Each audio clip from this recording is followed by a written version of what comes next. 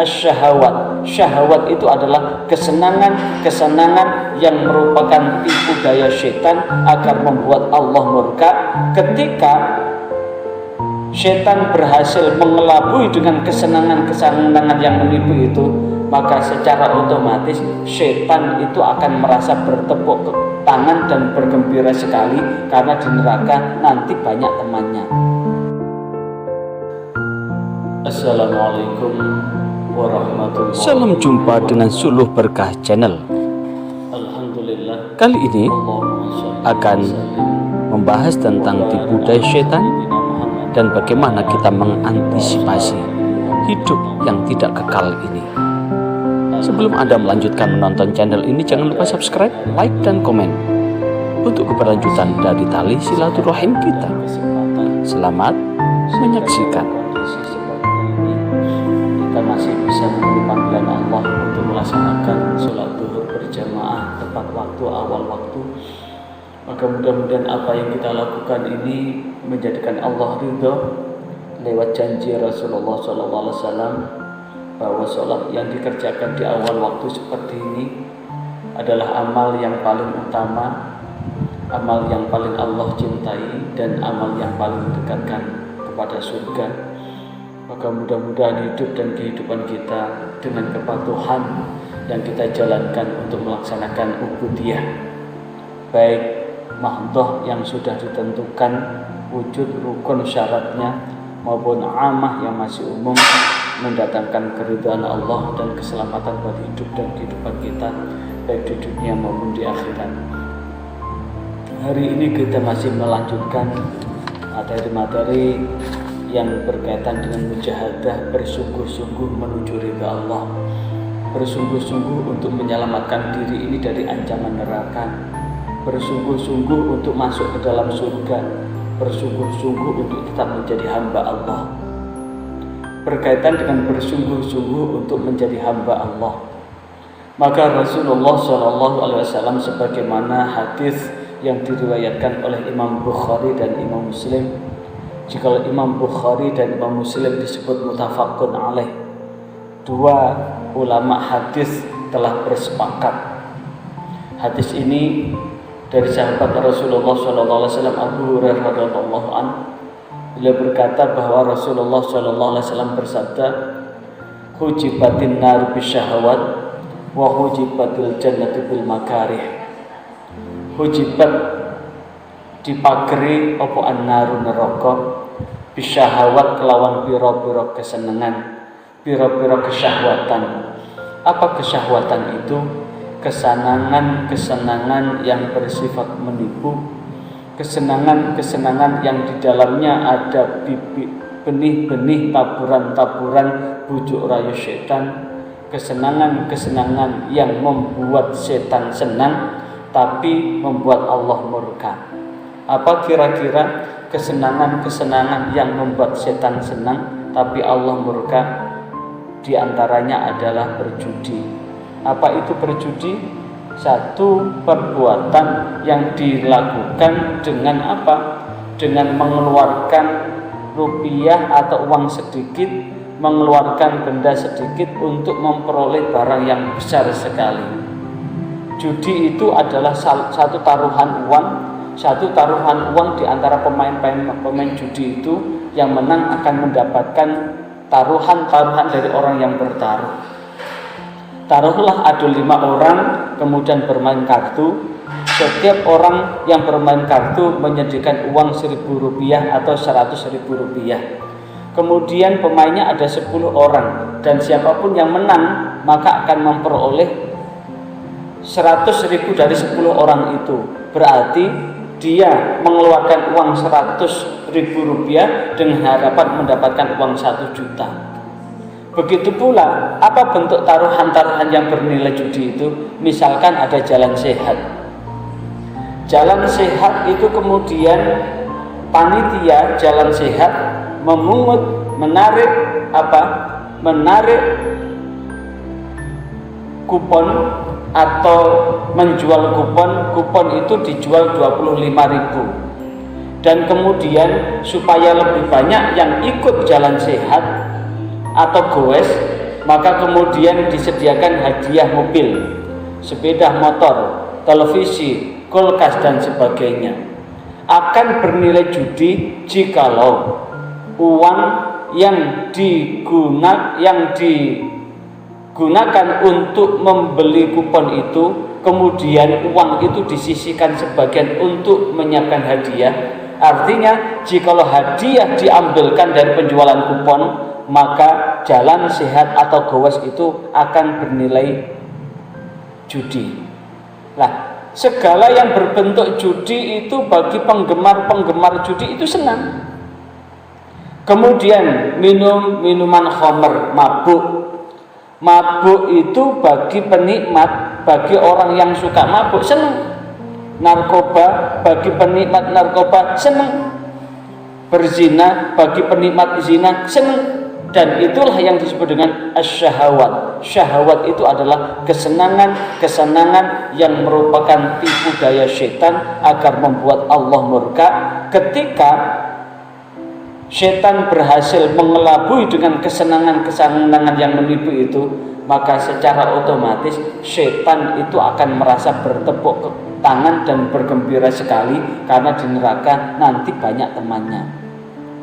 Makanya di dalam surah Al-Quran surah At-Tahrim ayat 6 bahwa ku anfusakum wa ahlikum nara wa quduhan nas wal hijarah, jagalah diri kamu dan keluargamu dari api neraka, dan bahan bakar neraka adalah manusia dan batu yang disembah.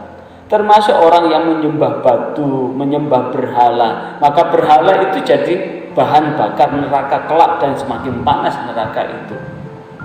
Maka inilah yang kemudian disebutkan bahwa hujibatin nar bisyahawat, bahwa setan bahwa neraka itu dipagari dengan syahwat atau kesenangan yang merupakan bujuk rayu setan.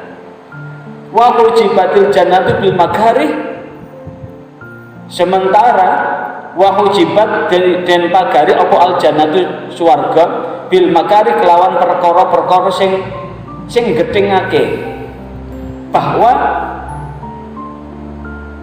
surga itu dipagari dengan perkara-perkara yang tidak menyenangkan. Betapa tidak. Waktu pagi ada apa? Ada panggilan subuh. Maka bagi orang yang males, ini akan merasa terganggu. Wong enak-enak tidur, apalagi ini sudah kalau malam itu gerahnya minta ampun, baru bisa tidur kemudian dengar subuh. Maka ini dianggap tidak menyenangkan bagi orang-orang yang suka maksiat. Enak-enak tidur siang, moro-moro ada azan zuhur, enak-enak bersenang-senang, moro-moro ada azan asar, baru kumpul dengan seseorang yang dirindukan, moro-moro azan maghrib, dan enak-enak ngasus istirahat ada azan isya. Ini bagi orang yang belum terbiasa memenuhi panggilan Allah, maka ini adalah sesuatu yang tidak menyenangkan. Bahkan bagi orang-orang yang mendengar azan itu merasa panas, maka dengan suara azan itu amat sangat merasa terganggu. Dan itulah yang kemudian bahwa hujibatil jannatul bil makari, bahwa surga itu dipagari dengan sesuatu yang tidak menyenangkan, adalah tidak menyenangkan bagi orang-orang yang telah mengikuti langkah kaki setan. Padahal disadari atau tidak, sekali lagi, disadari atau tidak, hidup kita ini pasti akan berakhir. Hidup kita di dunia ini tidak akan langgeng. Dan berdasarkan hadis yang diriwayatkan oleh Imam Bukhari dan Imam Muslim pula dari Anas bin Malik radhiyallahu anhu dari Rasulullah sallallahu alaihi wasallam, Rasulullah sallallahu alaihi wasallam bersabda, yajba'ul mayyita salasatun, bahwa mayit ketika kita sudah meninggal dunia, sekali lagi, ketika kita sudah meninggal dunia, maka orang yang meninggal dunia itu disebut dengan mayit. Dan mayit itu akan diikuti diikuti tiga hal. Yajba'ul mayyita salah satun, bahwa ada 3 hal yang akan mengikuti mayit itu, atau kita yang meninggal dunia. Jadi setiap orang yang meninggal dunia itu akan diikuti 3 perkara. Apa itu 3 perkara? Yang pertama adalah ahluhu, keluarganya. Yang kedua maluhu, amal harta bendanya. Dan yang ketiga adalah amaluhu, amal perbuatannya. Fayarji'us nani, 2 hal akan kembali, wayabqa wahidun, dan akan tetap 1 mengikuti mayit itu kemanapun mayit itu pergi. Sehingga digambarkan dalam riwayat yang lain bahwa kita ini punya teman. Satu ketika kita butuh pertolongan dari 3 teman itu.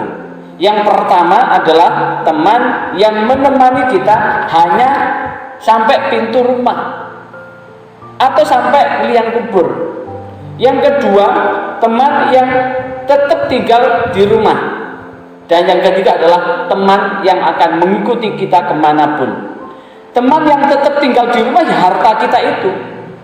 Teman yang mengikuti sampai liang kubur ya keluarga kita itu. Dan yang terakhir teman kita adalah mengikuti kita kemanapun adalah harta kita.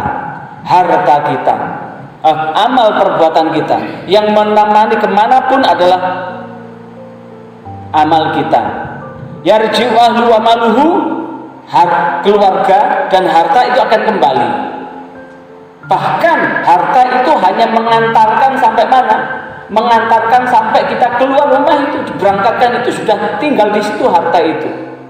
Punya rumah, apakah rumah akan mengikuti ke kuburan? Punya mobil, apakah mobil itu akan mengikuti ke kuburan? Punya uang, ya uang itu apalagi disimpan di bank, ya tetap di bank. Punya emas, permata, perhiasan yang melimpah ruah, hanya ada di tempat simpanannya itu. Keluarga hanya mengantarkan kita sampai ke liang kubur. Dan itulah yang kemudian disebutkan yarji'u ahlu wa maluhu, dan keluarga dan harta itu akan kembali lagi. Wa yabqa amaluhu, dan yang tinggal adalah amal perbuatannya. Apa itu amal perbuatan? Segala sesuatu yang kita lakukan, kalau bentuk perbuatan ya sholat kita, puasa kita, zakat kita, kemudian amal ibadah kita, ini yang akan menemani kita.